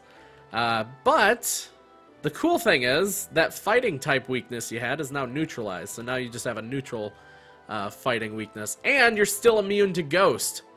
And dragon now because of fairy typing. So how cool is that? You become like awesome. You gain a new immunity and you get rid of your old fighting weakness. So basically you're just base fairy, but it's interesting. I might actually run one of these because Calm Mind would really make this thing pretty scary, I think. I would call this a scary Pokemon. It is good. It is very good. And instead of Heal Bell, usually with my walls I actually like to run Refresh because people go, oh well, it's the same thing as Heal Bell, except it's max 32 PP. So people try to toxic nice, stall me, and I'm like, whatever. Get your toxic out of here. I'm not scared of you. If only the thing could learn Moonlight. If it could learn Moonlight, that would make it perfect, in my opinion. That'd be very good, yeah. Yeah. But it can get Pain Split. But Pain Split for this probably would not be a good idea. Its only recovery is good, no. Pain Split, Wish, and, well, Healing Wish, but that doesn't help. So Pain Split honestly would do more harm than good because you have 200 some HP. So most likely you're going to actually hurt yourself. So I don't recommend that. But this thing could be a pretty scary setup special attacker, I think. I don't know. Yeah. Do you have like a moveset that you've used on this thing, or have you actually used the Mega before? I've used it a lot. And it was the first Pokemon I ever IV bred. Oh wow. In Gen 6 anyway. I give it max in HP and bold nature. And then I give it the moves Dazzling Gleam, Fire Blast, Wish, and Calm Mind. Fire Blast, now, I like that. Exactly, Steel types don't expect it. When absolutely not. When I first made this Pokemon, the set that was recommended on Smogon was kind of similar, but I tweaked it a bit. And it also decided to run Heal Bell, which was fine, except for the fact that I thought I'd actually rather run the coverage, because Dazzling Gleam, and also with the actual power of it, I mean 80 is not that good to begin with. Right. And so being able to surprise a steel type would be nice with Dazzling Gleam. You could also run Draining Kiss if you wanted to, because Draining Kiss will give you some extra healing so that you don't have to keep relying on Wish, but the power difference is noticeable. Yeah. So I tended to run Dazzling Gleam because I wanted a bit more power, because it can take hits anyway. But if you wanted a much more stally set, you could run Draining Kiss, Wish, Calm Mind, and Heal Bell, which would be a very stally set. Or you can take it up a notch with the offense and do what I suggested of swapping out the Heal Bell for Fire Blast, and then also running. Or you can run Flamethrower if you want it more reliable. Sweeping out the Draining Kiss for Dazzling Gleam. You could also get rid of Dazzling Gleam for Hyper Voice. Yeah. Hyper Voice would be a higher base power, it would do more damage. However, you also have to worry about Ghost type switch-ins at that point. Because Ghost type switch-ins are going to ruin your day. So, if you're just looking for a general coverage move, Dazzling Gleam's probably the best one to go with. If you're running Fire Blast with it, though, might not be a bad idea. I mean, the only thing you really would have to worry about is Chandelure. And hopefully you would not put yourself in a point where you've calm-minded up a lot, and then a Chandelure comes in. Hopefully you will have dealt with that beforehand. But yeah, it's a pretty neat-looking Pokemon. Draining Kiss would be nice with the recovery, but I mean, the problem with it really relies on the fact that it doesn't have super reliable healing aside from Wish. So, I mean, if it had one recovery move, even if it just had to recover, like, that would make it 100,000 times more viable. I would actually see that thing propel it into a higher tier. Oh yeah, definitely. That would be UU at least if it had recover. But you can do Wish Protect too. A lot of people do that. But then you have to waste one of your move slots as Protect, and that's not always the best. But I don't know. It's a cool Pokemon. It's something that definitely you should take a look at if you haven't. It's one of those often forgotten Pokemon, just because it's so, I don't know, low tier. I think even the Mega is NU, isn't it? I'm pretty sure. Yeah. So. Usage-wise, Mega Ordino is the worst Mega. but it's not. That's pretty bad. I don't consider it to be the worst Mega, but it is considered to be the worst Mega because of it's just a bit kind of meh in some. I guess get this thing set up and it's bulky as heck. Definitely for a Mega, it is kind of meh. But when you look at the sheer bulk that this thing has, like 126 just base defenses plus 201 or whatever max HP, like at level 50 anyway, that's a lot of damage this thing can take. This is like Chansey Light, except it doesn't have soft boiled. Yeah. Give it soft boiled and there you go. Don't cheat, kids. But anyway, that is Hound00. Kind of an overlooked Pokemon, but a neat one at least. And yeah, so that's our analysis on Hound00 at least today. Now comes the cool part. Are you ready? We're gonna do questions. We got a little bit of time. We'll do, I don't know, 5. Does 5 sound good? 5 questions. Yeah, see how it goes. 5 questions. So, all you guys have to do is just type in chat if you guys have any questions for us, and we will answer those for you. Also, you like my Psyducks? I was just seeing it. I was just seeing it. Perfect. Questions? Perfect. What? Oh, I love Psyduck. It's awesome. Hashtag Team Dittobeak. Yeah. Look at all those Ditto Beaks. They're actually ghosts. Look at them. They're little ghosts. I actually totally didn't pick that out because you were gonna be here either. I just decided to pick that out. So, all right. So good. So good. Nobody has any questions. Maybe. I don't know. Maybe we answered all the questions about Pokemon that there ever will be. Exactly. Maybe we have. Maybe. Maybe we have. Maybe we're just that good. Maybe we are. I don't know. I mean, could be. Could be. I think we're there. I think we've reached the pinnacle of Pokemon. Wait, exactly. Here we go. Krusty, I know you don't like Megas, but how would you feel if Flygon got one? Flygon is terrible, so I could see him getting one. I mean, if Flygon got a Mega, or Yanmega got a Mega, and they did not make it Bug Dragon, oh right, the whole Pokemon community would riot. Flip. Out. Well, okay, why is Flygon not both... Bug Dragon? Like, that never made sense to me. The same with Yanmega. It's a freaking dragonfly, and it's not Bug Dragon. Well, so is Flygon. Flygon's a dragonfly-looking thing, and they're like, nah, he's dragon ground. No, he's dragon bug. Ground type, no. He's dragon bug. Dang it.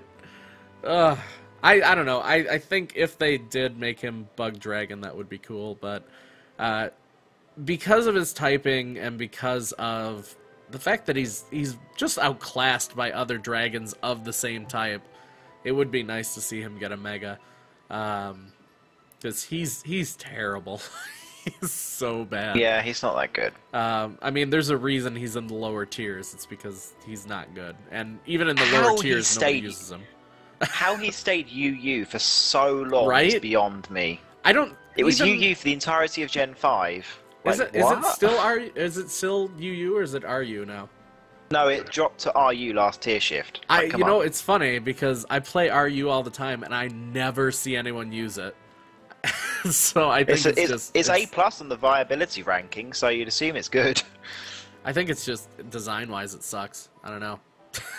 I don't know. I quite like it. I quite like it as a Pokemon, but it's just a bit. It's just a bit meh. It is. It's meh. It's outclassed by so many other things that it's just overall meh.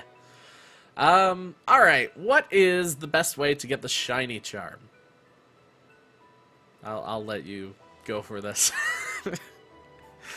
Wait, what did you say? Sorry. Best way to get a shiny charm. Fast way to get the shiny charm.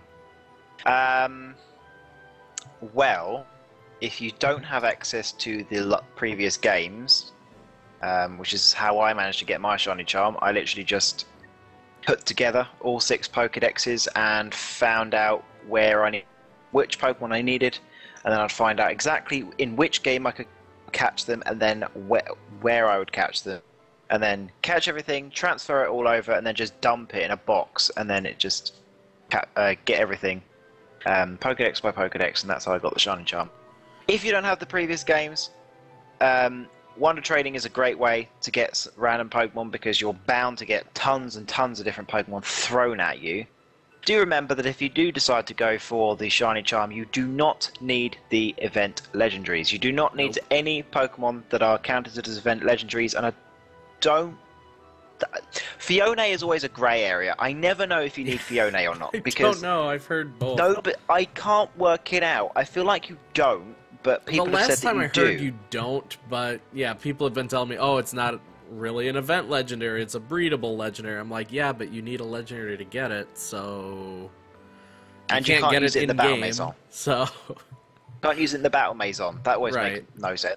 But do also be aware that while this shouldn't matter very much, in in Oras, you don't need Deoxys.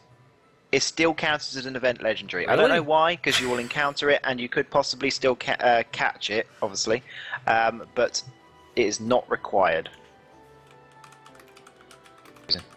So I'll just say, on a trade. Sparky just subbed for 4 months in a row. Thanks, Sparky! Yeah. I would hit the button, but that would mess up my PowerPoint presentation. So yeah. I can't hit the button. But thank you very much for resubbing. Very much appreciated. Yeah, I mean, when I made mine, I used the Global Trade Station a lot. GTS. Yeah. GTS is terrible unless you put up the Pokemon. If you put up, say, a Charmander, and you say, I want a Kingdra, honestly, within, like, the next 24 hours, you will get a Kingdra.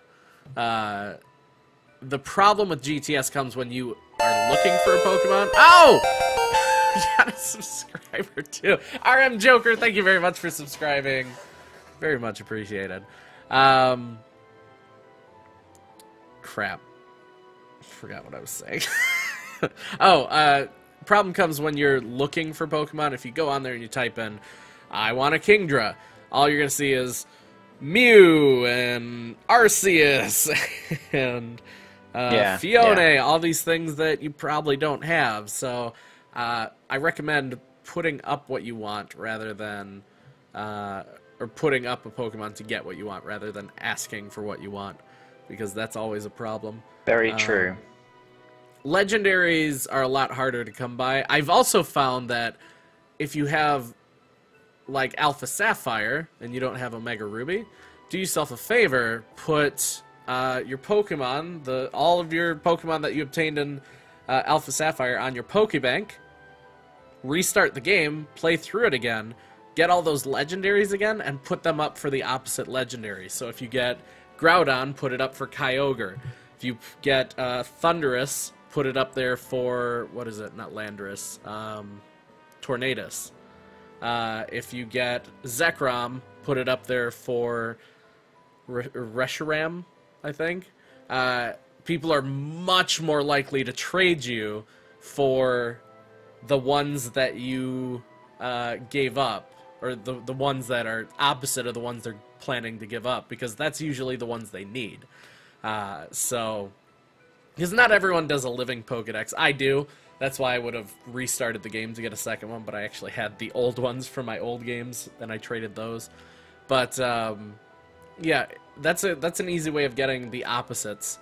So, if you need Reshiram, you know, trade a Zekrom. If you need Groudon, trade Kyogre, stuff like that. So, that's kind of what I do. I don't know. That's a quick way of doing it, I think. So, alright, if you breed 2 parents of the same species, both have the same move, they pass on to the offspring. That is true, yes. I think there's limitations to it. I'm not entirely sure, but I think there are limitations to it. But I didn't really look into that because if both the parents have the same move, and they're both the same species, that means the child, the offspring, is going to learn the move naturally anyway. So the only time that's really actually useful is if you're doing Little Cup, where you have to lock the Pokemon's level at 5. Aside from that, that's actually not used at all, really. So. Yeah. What's happening? I don't know. What's happening with you? That doesn't count as a question. I think we have one more question we can do, and then we're good to go. What's happening? Oh, geez. Grim asked a question. Goody. Let's scroll up. Oh, what did Grim ask?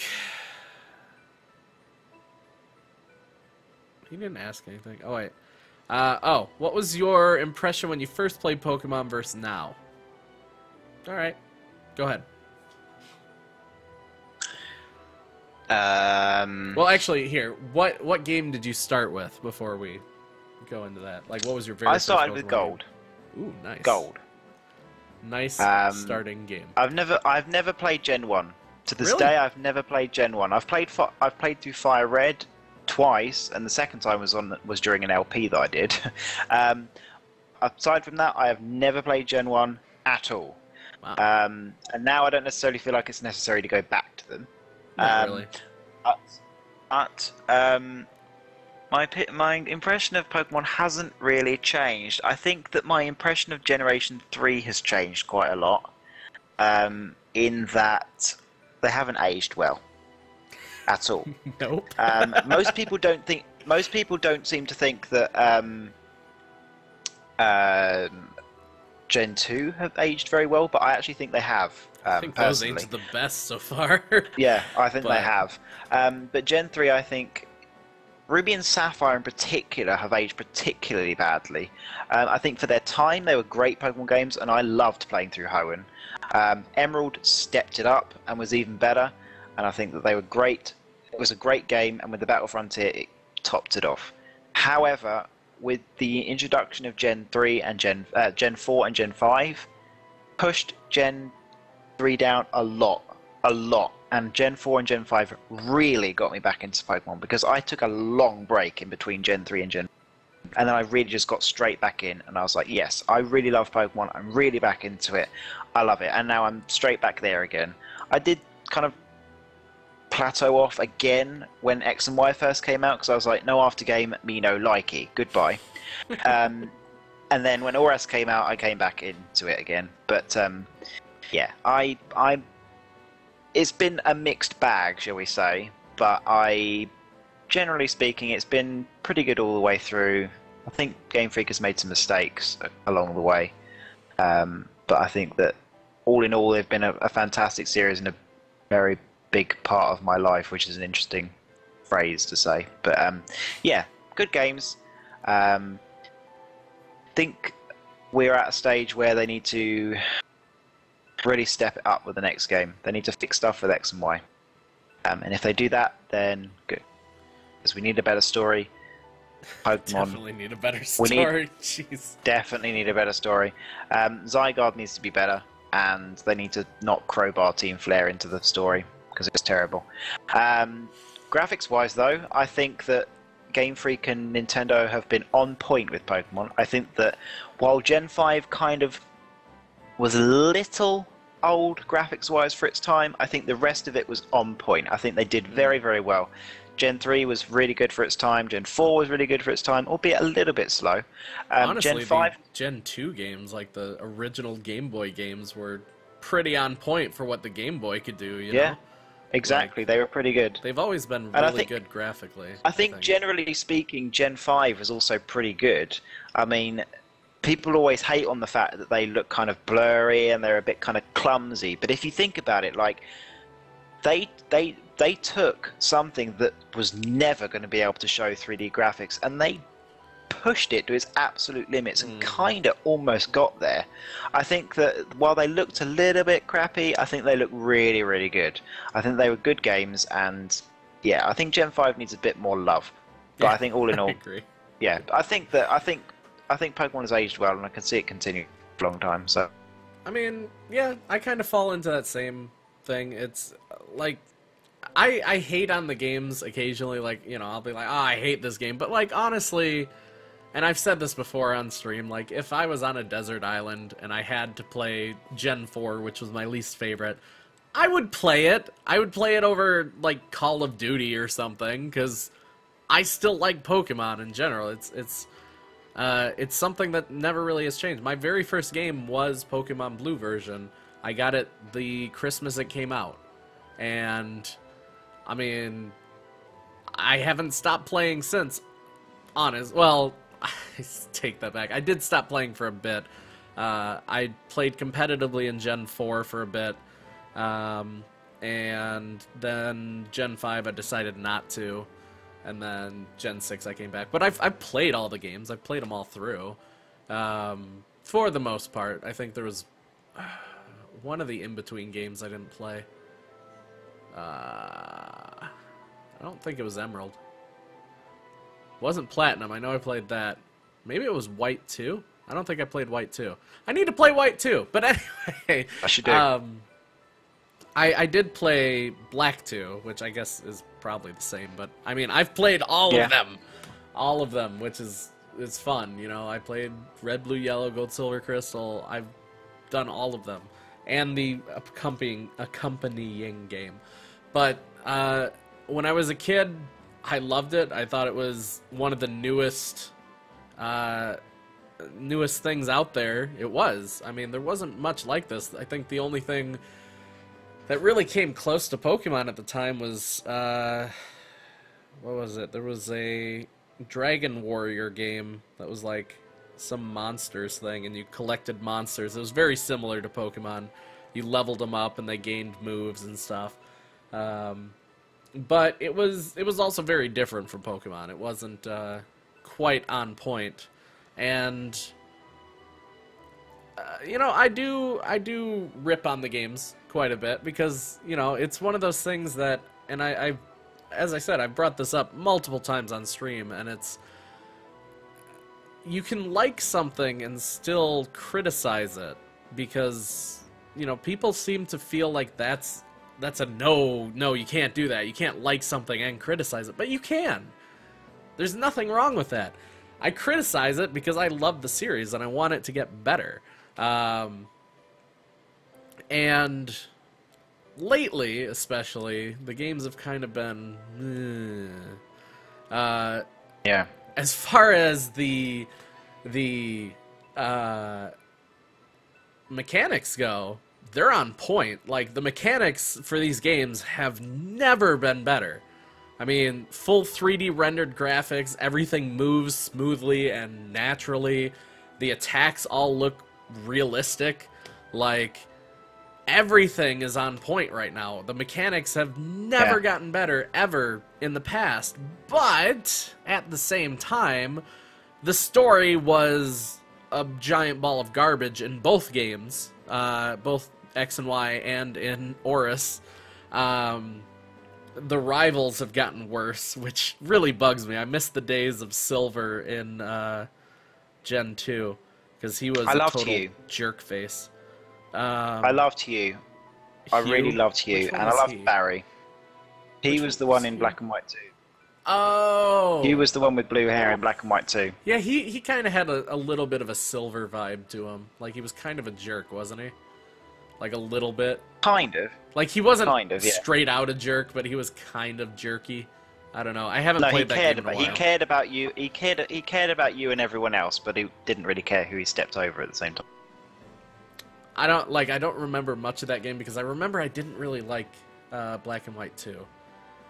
Just because it was more the story of that one that really got me, because they did so well in the original Gen 5 where it was like they were asking serious questions like, is it okay to battle Pokemon together? Like, is that an actual thing that's fine to do? And then it's like, at the end, it's just, spoiler alert, by the way, at the end, they're just like, well, I mean, you beat the bad guy, so I guess it's okay. Like, what? No! I wanted to know if it was okay. You didn't tell me, you just said I beat the last guy. That doesn't count. Like, they never answered the question, and I really wish they would have. Like, serious topics are not a bad thing, and I've had people criticize my video. They're like, oh, well, it's for kids. I'm like, kids can handle serious topics. If you present them correctly, kids can handle it. And they presented it on point all the way through the game until that last, like, quarter of the game. And then it was, Getsus, I think his name was. He decided, I want to be a god. And then it went back to Pokemon Platinum, basically, as the plot. And I was so disappointed by that. I remember just being completely, totally disappointed by that. I really wish they would have stayed on point with that. Because they came so close to having a really, really in-depth plot with Pokemon. I think, honestly, had they actually continued down that line, come up with a good way of wrapping it up, that would have been my favorite Pokemon game. And I say that very guardedly because Gen 2 has a very special place in my heart.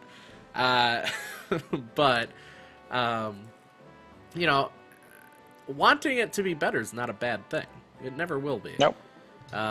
Nope. And if you don't hold the company making it accountable, they're going to put out more plots like X and Y and more plots like Oris. And oh my god, I recently played through that game again, and honestly, the story is probably the worst one in all of the Pokemon games. It got worse. I don't remember it being that bad, but then I played through it as a Wonderlock, and it was like, my biggest problem with games is hand-holding, when they take control away from you and have people lead you around. I hate that, because it's like, let me explore the area. Don't hold my hand and take me over here and say, oh, this is this is this. You know, like, I don't need a tutorial 3/4 into the game, basically. But they did that all over the place in Oris, and it totally bugged me. I just every hate time how I just threw my hands up. Because what are you going to do? They took Brendan and May from one extreme to the other, because in Ruby, Sapphire and Emerald they were nowhere to be seen, and the only time you ever saw them was if you were battling them. And then in Oras, they are there all the effing time. They are literally there in every single route. They go, oh, you've done this gym now, would you like to go back to Petalburg to fight your dad? That's no, the exact thing I'm talking about. Like, it's, we're going to Petalburg. It's like, I said no to it, and they took me anyway. I'm like, I wanted to walk there. And then they didn't even give me the option. When you beat Petalburg, they don't even give you the option. You're going back to Mauville, whether you want to or not. Yeah. I was like, what if I wanted to surf there? I just got surf. I want to try it out. Nope. Sucks to be you. You're going with Wally. Also, can I talk a second about Wally? Wally is the worst rival in the history of the Pokemon series, because I always feel bad about beating him. Because you can't have this weak, like, pathetic-looking kid, and you beat him and then feel like, oh yeah, I'm the big, strong guy. You're like, oh, I'm sorry, I didn't... I'm sorry, Wally, I didn't... okay, I'm gonna keep going now. You keep being strong there, buddy. I'm gonna... I don't want to feel like that. I want it to be like when Silver comes up to me. He's like, ha, you suck. And then you smash his face in, and you're like, who sucks? Yeah, you. You know, you want to feel good about beating the rival, but I never did with Wally. I always felt like a terrible person. And, like, a lot of the rivals have been getting worse. X and Y was just pathetic. I don't remember any of them, because... it seems like they want to make more rivals, but not give them any personality. Like, outside of, like, very stereotypical tropes. Like, I think they had a big fat guy who was good at technology. It's like, wow, how long did it take you to think of that one, Pokemon? Really? Oh, a fat guy who likes technology. Well, so it's me. Basically, it's me in a Pokemon game. Oh, boy. Like, you can't relate with them when you see them, you know, when there's 5 or 6 of them and they rotate through the game, you can't develop a relationship with them. With Silver in Gen 2, it was like, you hate this guy by the end of it because he's a total jerk to his Pokemon, he walks all over people, and you want to destroy his face and be like, told you so. Told you liking your Pokemon's better than hating them. And... at the end, he actually changes, which is cool. Like, he actually goes through a thing where he's like, maybe I am treating my Pokemon bad. And then at the end, he's like, all right, I'm going to work on this. Sorry for being a jerk. Sorry, I'm going to go work on this. And that's what he did. And I was like, oh, that's awesome. But in the new ones, it's just like, your rivals are either your friend, which God, I hate that trope so much. Oh, we're gonna be friends with Pokemon. Let's battle. No, I don't want to battle you. No, I'm not battling a Boy Scout. Get out of here. It's either that or it's so stereotypical you can't remember it because the rivals are so boring and bad. And then the enemy teams are kind of the same way now with Aqua, Magma, what was Gen 4? I don't even remember. Galactic or Plasma? Galactic, yeah. Whatever they are. They're all terrible. I want Team Rocket. You know what Team Rocket's goal was? We want to steal your Pokemon. That's it. No, like, I want to create a new world to make the world beautiful and make it in my image with the power of Giratina and its magical time-space warping ability. Like, we just want to steal your Pokemon. Is that... Why is that not a thing? Just bring back Team Rocket. Just don't make them dumb. I mean, they were dumb, but don't make them Team Galactic and Plasma and whatever the other ones are dumb.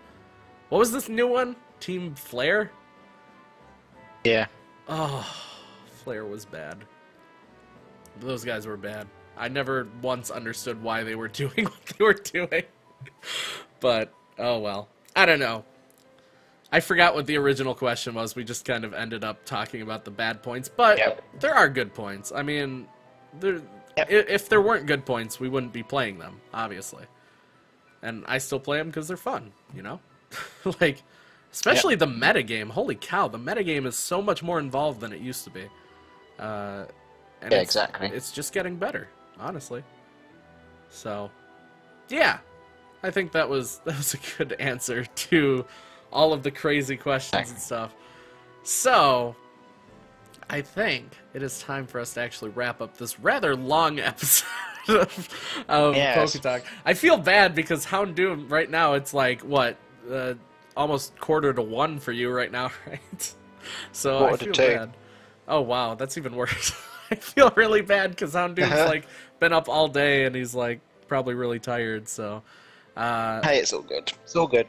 But thanks for coming out. Make sure you guys do !guest in chat. Here, I'll do it for you. Guest. Gerst. Guest. There we go. Typo. Thank you guys very much for coming out. Make sure you check out Houndoom's channel. We will be back with PokéTalk on the 19th, Sunday the 19th at 5 p.m. Central Standard Time, so I hope to see you guys then. If you haven't followed the channel, click the follow button below. Make sure you go follow Houndoomed as well, because he stayed up late to do this for us, so yeah, I think that's about it. Any final words before we go? Nope. Oh, well. Well, okay then. Any final words? Nah, I'm not even gonna say bye. All right, well. All right, bye guys. See you later. Bye. Bye.